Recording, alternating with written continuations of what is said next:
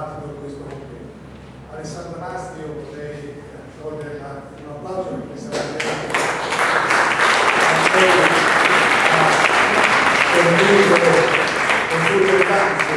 e quindi sarà lei a dare i tempi e introduci tutti i vari personaggi studiosi che prenderanno parte a questo. Quindi io lascio il microfono, così ci dirà anche in anteprima cosa ci aspettiamo da questo momento. Grazie.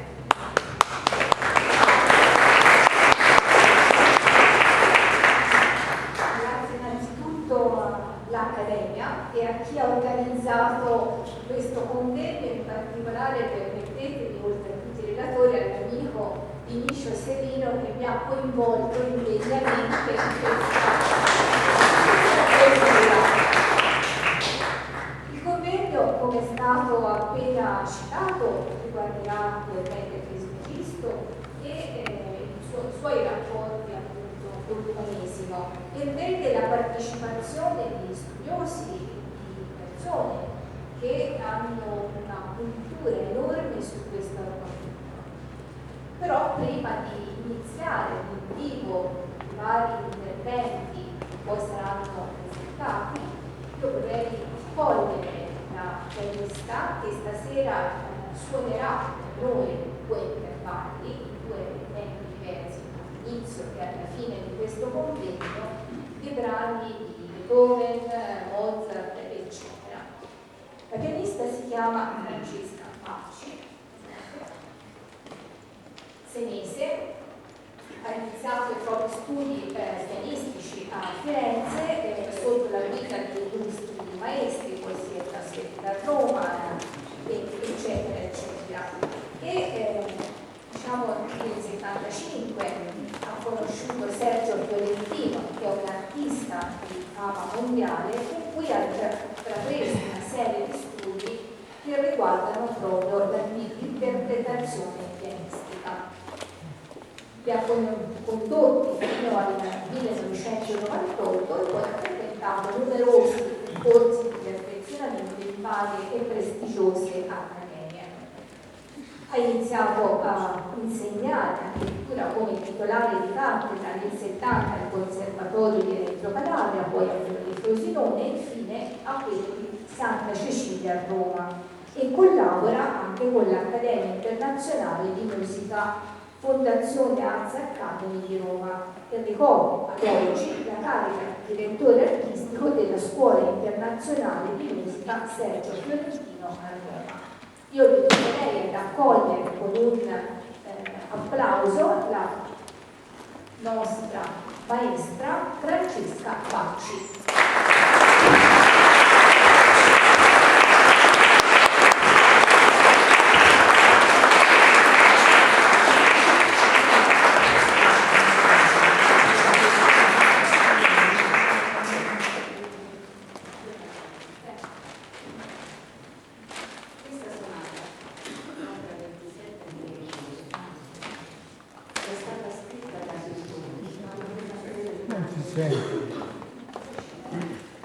E lui l'ha dedicata a una sua allieva, la contessa Giulietta Ricciardi, di cui si è innamorato. Ha una struttura quasi di un libro, è famosa in tutto il mondo. E il titolo che Beethoven ha dato a questo adagio, che è il primo tempo della sonata, è quasi una fantasia. Il titolo Chiaro di luna è stato dato da Rellstab, che era uno scrittore tedesco e poeta che rimase incantato dalla magia di questo pezzo. È famoso in tutto il mondo.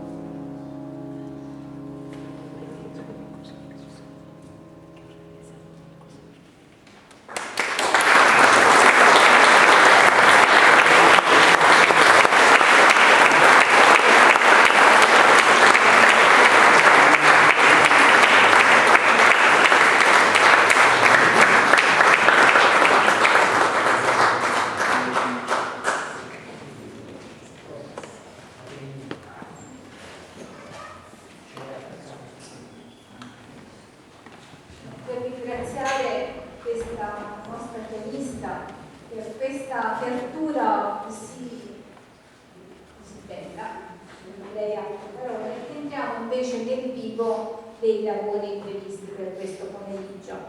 La prima a parlare sarà la professoressa Mervat Nasser, giusto? Psichiatra, egitologa di fama internazionale. Vi leggo solo 2 righe per evitare di portare via del tempo la nostra ospite. Laureata alla Cairo Medical School, membro del Royal College of Psychiatrics di Londra, conseguito master in filosofia e dottorato in psichiatria all'Università di Londra e ha lavorato sia come psichiatra clinica ma anche come accademica universitaria in Gran Bretagna dal 1977 al 2007 e su campi in particolare sull'interfaccia tra mente e cultura. Un interesse ormai datato da lungo tempo per l'egittologia, su cui ha scritto numerosi lavori in lingua araba. Dal 2007 è tornato in Egitto e ha inseguito un sogno, ha portato il progetto della New Demopolis e si è da quel momento dedicata a questa causa. Ultimo libro tradotto in italiano, risale a pochi anni non sono, 2022, ed è stato appunto pubblicato da Rubeto Press nel 2019. Io cederei la parola alla professoressa.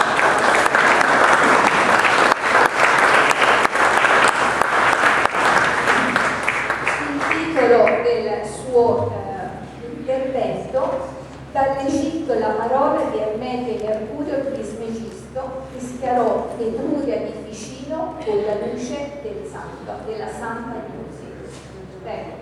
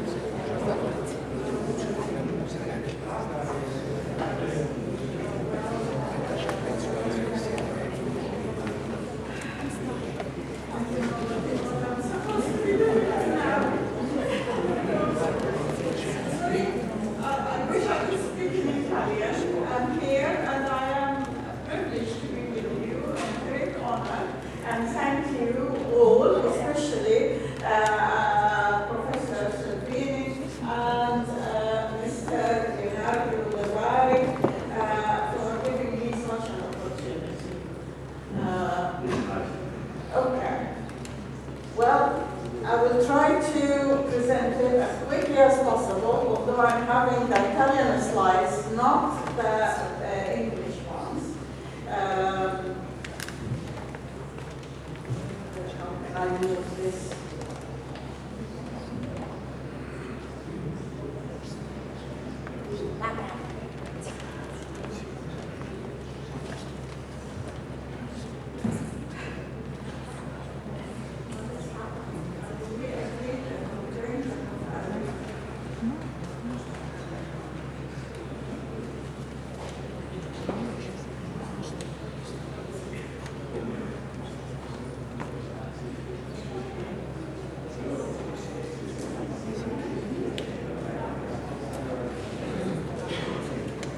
Allora, scusate, c'è stato un po' di misunderstanding. Allora, il discorso è questo: per motivi di tempo, siccome la conferenza si protrae per 2 ore, ci sono diversi relatori, il tempo assegnato è intorno ai 20 minuti. Se dobbiamo, come posso dire, parlare in inglese e tradurre in italiano, darsi si faccia la mattinata di domani. Quindi bisogna un attimino mediare queste slides che ha portato la dottoressa Nasser per essere comprensibili per voi, insomma, sono concetti abbastanza complicati.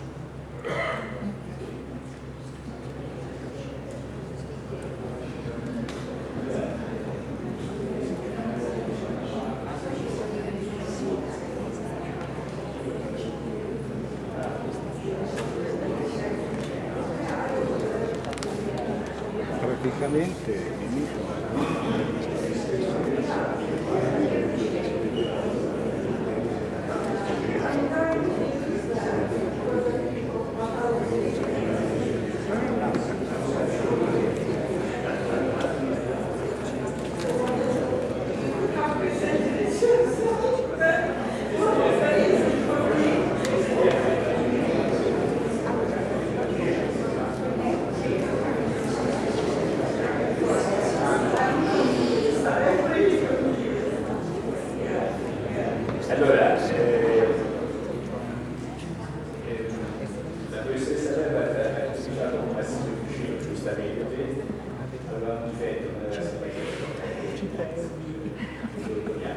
Dagli Egizi il primo mese dell'anno venne il nome di Emilia, una città fondata da Emilia chiamata Verona. Chiamato Fisicisto perché per vuotere tantissimo. La professoressa Bella ha poi messo insieme queste 3 immagini, sono molto suggestive. Sulla sinistra vedete Ermete Trismegisto nella versione egizia, il dio egizio Tot, signore della magia, della medicina e di ogni sapere. È quello che stabilisce che quando viene pesata l'anima deve stabilire se deve andare all'inferno, al paradiso dei buoni. Lui è quello che regista. Nel mezzo c'è il suo equivalente greco, che è Hermes Mercurio, e sulla destra c'è l'unica rappresentazione in una cattedrale cristiana di Ermete del Trismegisto, che è a Siena e che ieri Verlat ha visto con me e ha molto apprezzato. Chi è Tot? Tot è, dice lei, lo scriva degli dei, il portatore di ogni arte e conoscenza. È il signore di Ermopoli e dell'Ogdoade.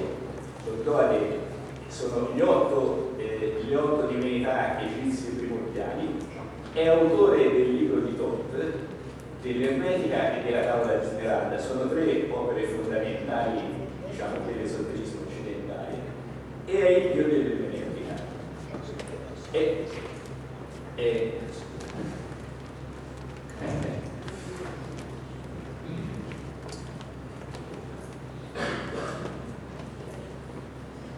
Questo è il territorio dove diciamo, si svolgono tutte queste attività. Vedete, è praticamente lungo il Nilo, nella parte bassa del Nilo, e lei ha fatto una mappa geoermetica estremamente interessante.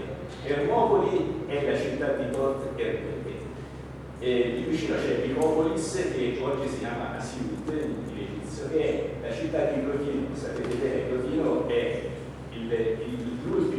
grande filosofo della filosofia neoplatonica.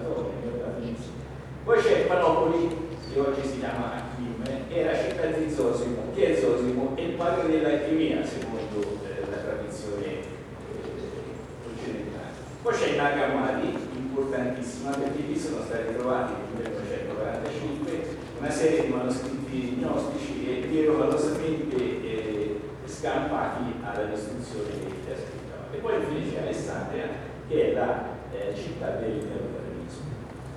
Vedete, ha fatto questa immagine messa insieme per un uomo di una città della fisica, l'ho vista in 4 parti.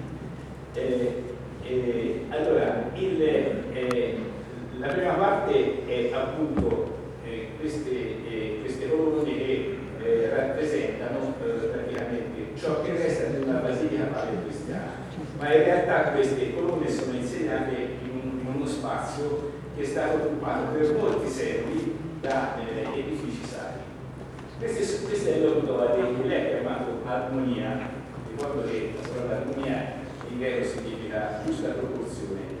E qui c'è l'Odode, cioè ci sono le 8 divinità primordiali che sono legate appunto alla tradizione e alla religione iniziale. Qui c'è, come vedete, rinnovamento sul basso, c'è una lepre. Questa lepre rappresenta la ranità e è legata appunto alle Eunopoli. E poi infine, vedete, quello più enigmatico di tutti sulla destra, queste 2 divinità che si affrontano e che praticamente rappresentano l'alto e il basso egizio, che cercano di integrarsi, di armonizzarsi. Merrat giustamente ha messo in risalto l'importanza di una serie di manoscritti che sono afferenti a questo territorio. Il primo, quello sulla sinistra, lei l'ha chiamato conoscenza e sperimentazione, è la tavola smeraldina, cioè la tavola di Smeraldo, un testo fondamentale della storia dell'esoterismo, che comincia con la famosa frase ciò che è in basso è come ciò che è in alto, ciò che è in alto è come ciò che è in basso, che è un punto fondamentale di riferimento. Poi c'è questa idea di armonia che appunto è legata al dio egizio Thoth, e questi testi, conoscenza e integrazione, che vedete sulla destra sono molto maltrattati, i testi gnostici che sono stati ritrovati nel 1945, scampati alla distruzione che era stata decretata di questi testi nel V secolo d.C. da parte dell'apparato della Chiesa cattolica, che li riteneva a sua ragione eretici. Per far vedere come giustamente Merrat è una psicanalista, noi li chiamiamo senza cervelli, gli antropologi, è una bravissima psicanalista, ha insegnato negli anni in Inghilterra e conosce perfettamente, ovviamente legata all'ermeneutica, questo signore che conoscete tutti, è Umberto Eco, e diciamo è uno di quelli che ha sdoganato questo pensiero ermetico, forse per alcuni l'ha sdoganato anche in maniera un po' diciamo non condivisibile da parte di alcuni, però sicuramente l'ha sdoganato. Se pensate alle opere di Umberto Eco, della Rosa per esempio, vedete che c'è molti riferimenti a questa. E poi Merrat sottolinea come Hermes l'era chiamata la dualità dialettica integrata di Hermes come terzo integrato, cioè Hermes è uno che mette insieme, che riesce a far concordare, a far diciamo coinvolgere posizioni prima di tutto filosofiche, esoteriche, anche in apparenza che si contrastano elementi insieme. E dice, egli è la forza mediatrice che non ci deve opposti, collega la conoscenza con l'agnosi, di una conoscenza diversa da quella ordinaria e unisce l'esperienza mortale con l'intuizione divina. Ecco, la funzione di Potterman è quella di integrare l'individualità, il che vuol dire integrare il mondo, cioè fare del mondo qualcosa di unitario, non diviso, che è abbastanza complicato. Questo è un luogo che ha inventato Nervat, l'ha chiamato Nuove Ermopoli e l'ha definito un regno delle nuove possibilità, E vedete cosa succede? Come è molto frequente, tra l'altro, nel modo di vedere, di studiare e di inquadrare i problemi dal punto di vista culturale del mondo anglosassone. Questo è uno spazio per la cultura, sicuramente, perché si fa ricerca, si studia, ma anche per l'ecocreatività e per la coltivazione del proprio sé. È una fattoria biologica dove la gente si ritira per, prima di tutto meditare, poi apprendere conoscenze nuove in questo campo dell'ermetismo e poi anche usare questo spazio per migliorare anche il proprio esame, il proprio esame. E vedete, lei ha una piattaforma alternativa di apprendimento in arti e scienze mediche. Questa è l'Accademia di Ermopoli, è un'iniziativa patrimonio per lo sviluppo sociale che mira a valorizzare il patrimonio di questa regione sia materiale che immateriale per la sua rigenerazione culturale e economica. Faccio notare l'importanza di questa parola, di rigenerazione. Questo è veramente un aspetto da un punto di vista psicologico importantissimo, ma anche dal punto di vista culturale. Rigenerazione vuol dire rigenerazione del corpo, ma anche e soprattutto della mente e dell'anima. Ecco, vedete, questi sono i due tot che si ritrovano e fanno sintesi, e lei la definiva lo spazio di Nuove Ermopoli è un territorio del Trimettico, è un ambiente umanistico fondato sull'amore per la conoscenza, il dialogo e la ricerca del significato condiviso. Faccio notare che lei punta molto su questa parola dialogo, parola che purtroppo oggi è molto poco usata, ma in realtà dialogo vuol dire dialogos, cioè che il pensiero, il logos passa da un soggetto all'altro. Questo è quello che tende vuole sviluppare in questa sua iniziativa che ha il stesso culturale e ricreativa del corpo e dell'anima. Ecco, questo è appunto il percorso della Nuova Ermopoli che è stato tradotto in italiano, pubblicato dalla casa editrice Armandis e come vedete sulla destra è il libro che ha uno sviluppo in Inghilterra e in Egitto. Lei ha messo per il vorrei anche dire una cosa che io ieri pomeriggio, grazie anche a un'amica guida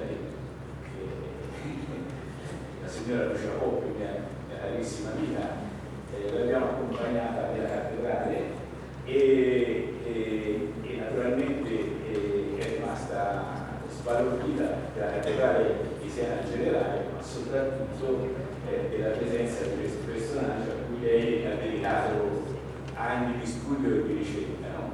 E ha detto che per questa presenza Siena è una città bellissima e ha dato lustro a questo personaggio. Questa è Nervat Nasser.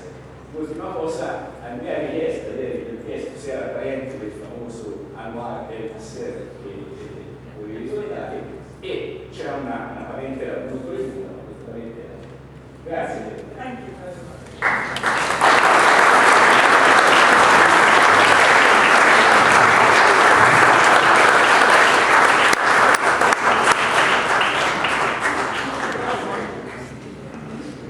Ringraziamo la professoressa Nasser e anche Vinicio Serino che stasera da traduttore Leonardo Giovanni, terza saggista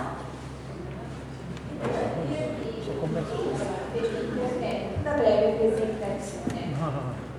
Nato in provincia di Arezzo, giornalista, scrittore, editore, operatore olistico, una passione per la medicina alternativa, la spiritualità e soprattutto per l'antico Egitto, ed è anche questo uno dei motivi per cui stasera è qui con noi.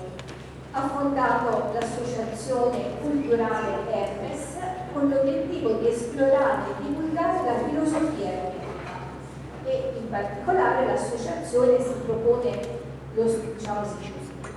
di promuovere studi sull'ermetismo antico e moderno, organizzare conferenze, seminari e pubblicazioni dedicate alla sapienza esoterica e, non ultimo, favorire il dialogo tra scienza, spiritualità e tradizione iniziatica. Si ispira alla figura di Hermete Trismegisto come simbolo della conoscenza sacra e della connessione tra mito e macrocosmo. Ancora, fondatore della casa editrice Armatis, specializzata in testi sull'antico Egitto, filosofia, spiritualità e crescita personale. Oltre a altre cose che vi lascio per scoprire nel secondo tempo, se no mi faccio svelare troppo. Titolo dell'intervento: La scoperta del corpus hermeticum, un ponte tra antichità e rinascimento. Mi sentite anche senza microfono?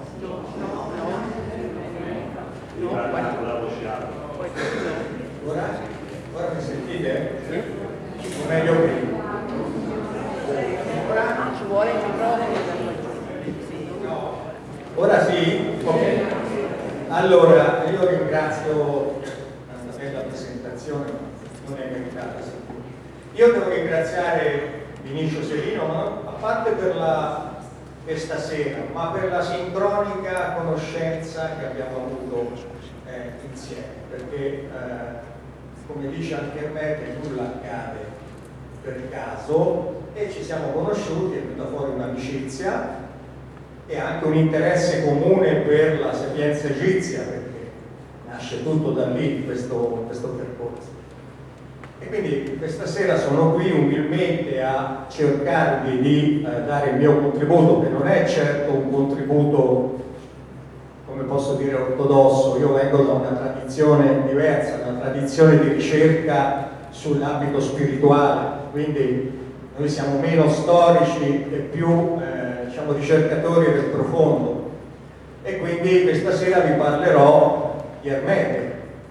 Tanto più avanti c'è Vinicio che parlerà del pavimento in maniera impeccabile. E vi posso solamente dire che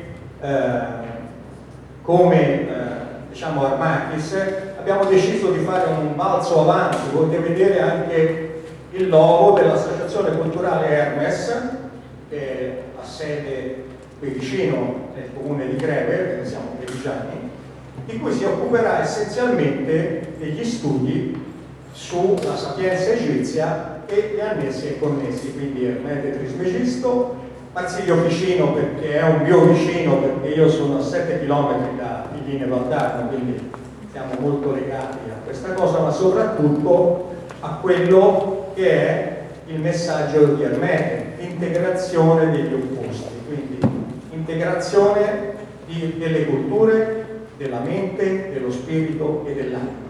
È questo che è l'interessante. Quindi cercherò di essere conciso. Allora, il corpus hermeticum è, penso che voi lo sappiate, la raccolta di testi attribuiti alla persona di Hermete Trismegisto, in realtà personaggio leggendario, ma sicuramente non certo della sua esistenza, quindi è probabilmente un sunto di pensieri che ci sono stati in periodo tardo di origine egizia ed ellenistica. Io cerco di stare ai tempi. Ecco, cosa è successo? successo? È successo una cosa interessante, c'è stato un errore in Rinascimento, un errore di datazione del corpus hermeticum, della figura di Ermete, che in quel periodo veniva attribuita e assegnata anche antecedente a Mosè. La Tazia numero 1 del Duomo di Siena dice che è contemporanea a Mosè. In realtà è un errore perché